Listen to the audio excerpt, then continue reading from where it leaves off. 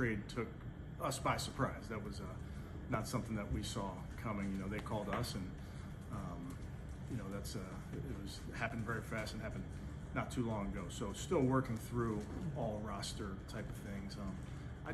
I always have to be mindful of our players and our players' development, and you know, I want to make sure that I'm always doing what's best for our players and of course our team. But you know, with young players, I'm always thinking about last week making the change to Dylan. You have to think long and hard about that, because these are young players that you're so invested in their development. So I'll let the week play out and make a decision later on that. So they asked Kevin Stefanski straight up, is Shedeur number 2?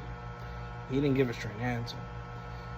And it's starting to look like Zapp Bailey could be the elder statesman. That's what Kevin Stefanski did say of the room, and he's mentoring both of the quarterbacks, including Deshaun Watson. What does that mean? I think Kevin Stefanski is going to make Shedeur the backup. For whatever reason, they don't believe Shedeur is ready. And he still has things to be worked on and be developed. And we very well could see Deshaun Watson this year, or Zapp Bailey before we see Shedeur. In the end, this is good for Shedeur, but you know, less time getting hit if he's actually not ready. But I really question if he's not ready. And if he isn't ready, then who do we blame for him not being ready?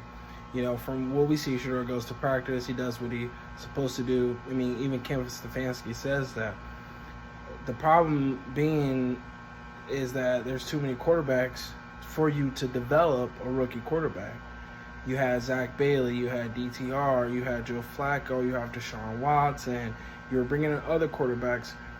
And how do you develop a quarterback when you're too busy giving starter reps to veteran quarterbacks who aren't going to stick around? So if Shedeur isn't ready, it's really on Kevin Stefanski's and the Browns' fault. But it also links to that they never wanted to start him in the first place, and that's why he didn't get first-round reps, because they thought Dylan Gabriel was the guy that should get that. So to cover their butts, what are they going to do to cover their butts? Kevin Stefanski is going to start giving Shedeur Sanders starting reps so that he can be prepared for a backup role. Which means they were never really developing him anyway. That's what that really means. You can't develop somebody if you're getting practice squad reps and they're not being with the first guys. There's no way to develop anyone.